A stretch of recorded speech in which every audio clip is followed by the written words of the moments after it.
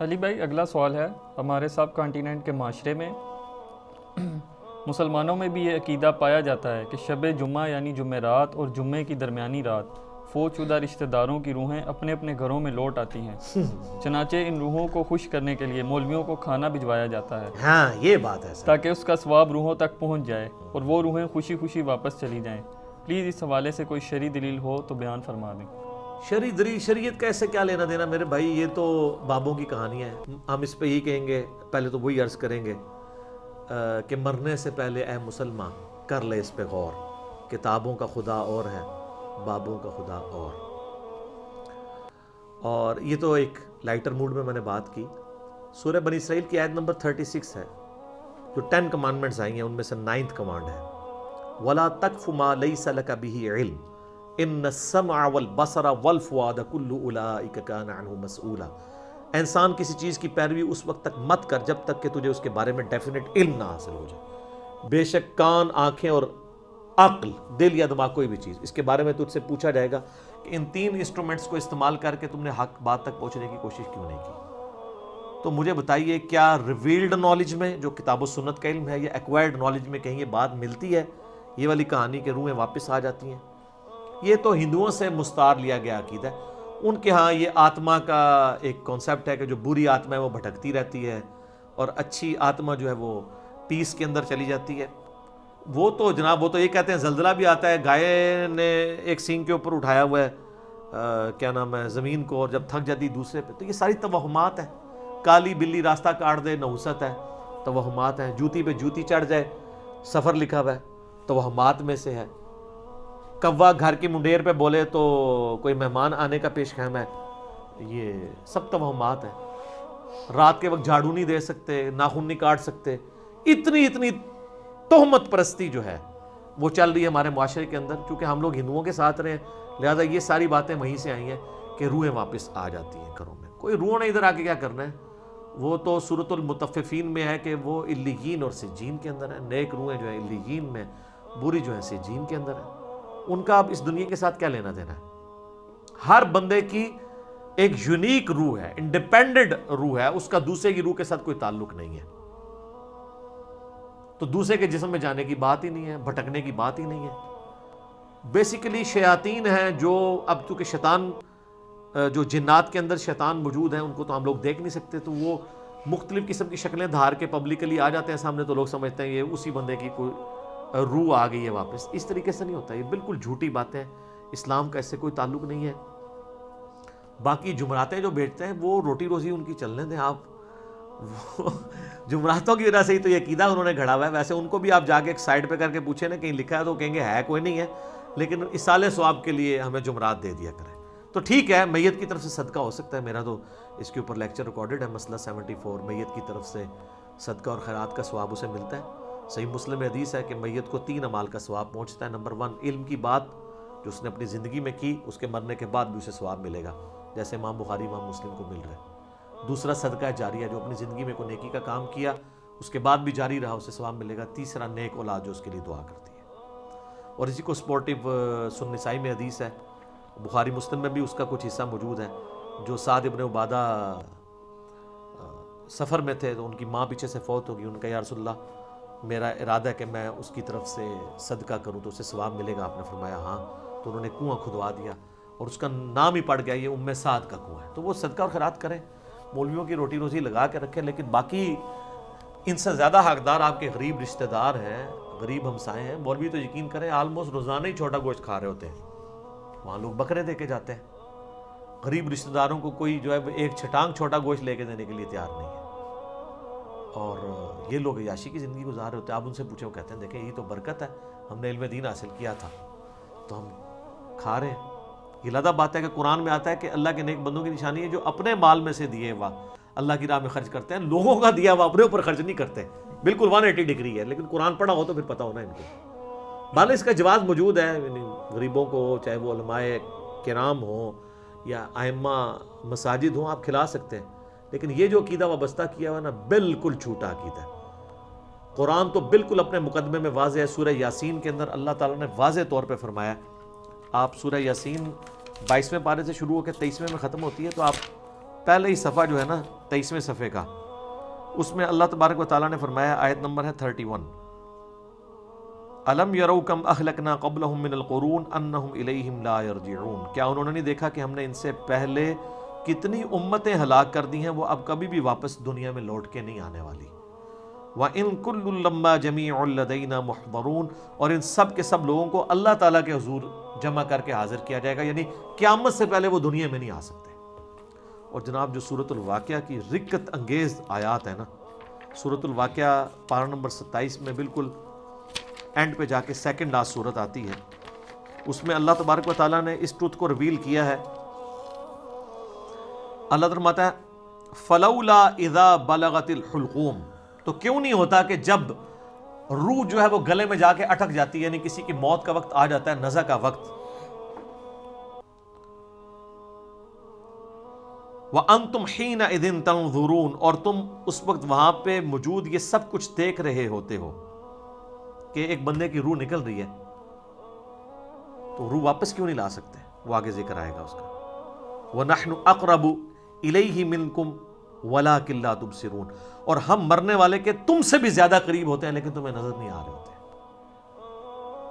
ظاہر اللہ اپنی شان کے لائق، نحن اقرب الیہ من حبل الورید، وہ ہماری رگے جان سے بھی زیادہ قریب ہے۔ فلولا ان کنتم غیر مدینین، تو تم کیوں نہیں جو ہے وہ بدلے دیکھ کے دین کے معاملے میں کوئی ایسکیپ روٹ کیوں نہیں اختیار کر لیتے؟ کہاں بھاگ کے جا سکتے ہو تم؟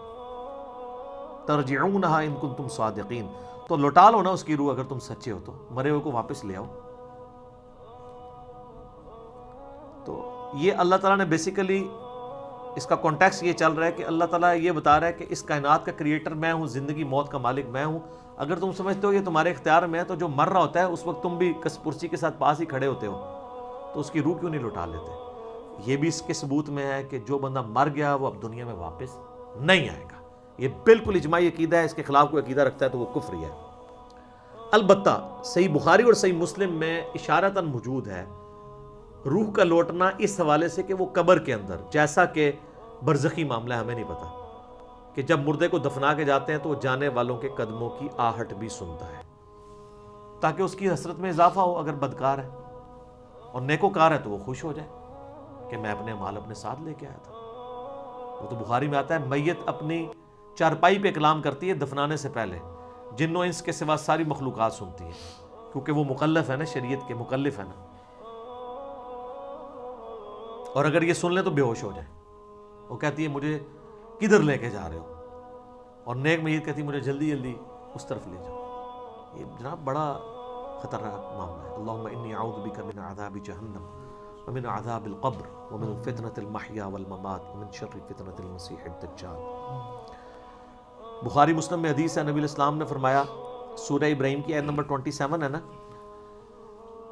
یثبت اللہ الذین آمنوا بالقول الثابت فی الحیات الدنیا وفی الآخرہ، کہ اللہ تعالیٰ اہل ایمان کو دنیا کی زندگی میں بھی اس قول پر ثابت قدم رکھتا ہے اور آخرت کی زندگی میں بھی۔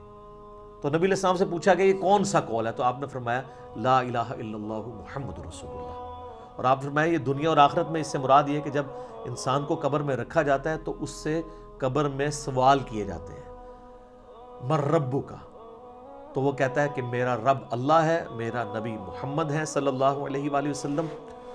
اور پھر نبی علیہ السلام نے یہ آیت پڑھ کے کہا کہ یہ قرآن میں بھی اس بات کا ثبوت ہے کہ اللہ تعالیٰ اسے ثابت قدم رکھتا ہے قبر کے سوالات کے اندر۔ تو قبر کے اندر جو اس سے سوال کیے جاتے ہیں، وہ جو روح کا لوٹنا ہے وہ برزخی ہے، وہ دنیا میں نہیں آ رہی ہوتی، نہ اس کو کوئی کیمرہ لگا کے آبزرو کر سکتا ہے، یہ بھی ذرا ذہن میں رکھیے گا، کوئی آبزرو بھی نہیں کر سکتا، فرشتوں کو آبزرو نہیں کر سکتا۔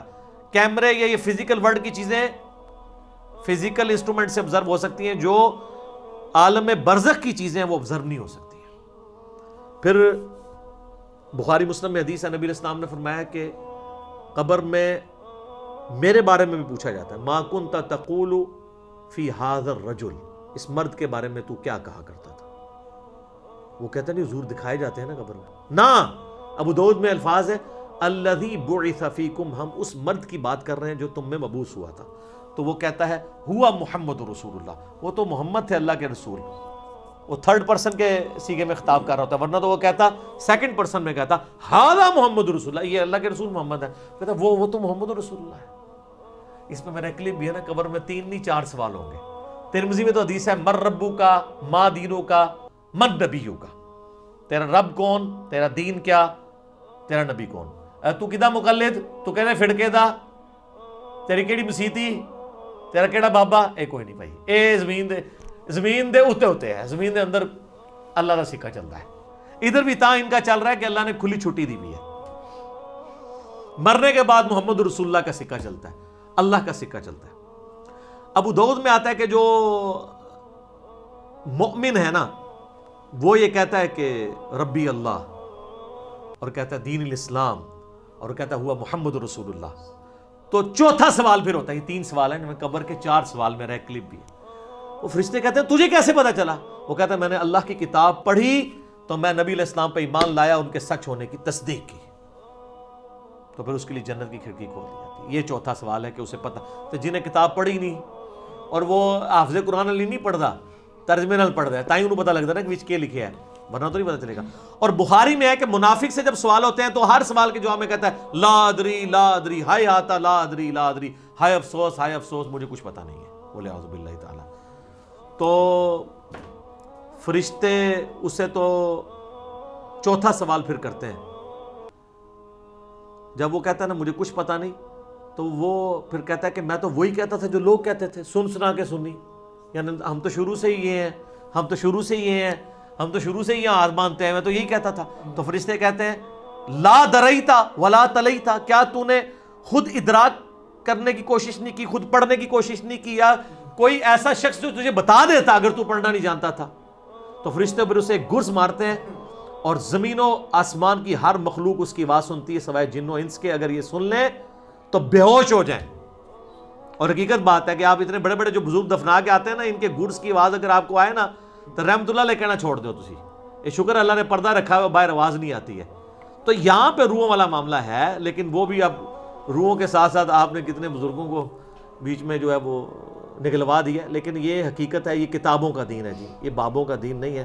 تو ہمارا تو مقصد یہ ہے کہ لوگوں کو کتابوں کے دین کے ساتھ جوڑیں بابوں کی بجائے، اور بابے وہ جو کتابوں کے ماننے والے ہیں، جو کتابوں کو نہیں مانتے وہ تو گستاخ بابے ہیں، ان کی بات ماننے کے لیے تیار نہیں۔ یہ روحوں والا عقیدہ بھی بابوں کا گھڑا ہوا ہے۔ یہ اذانیں شروع ہونے لگی ہیں، انشاءاللہ بقیہ کے سوالات اذانوں کے وقفے کے بعد۔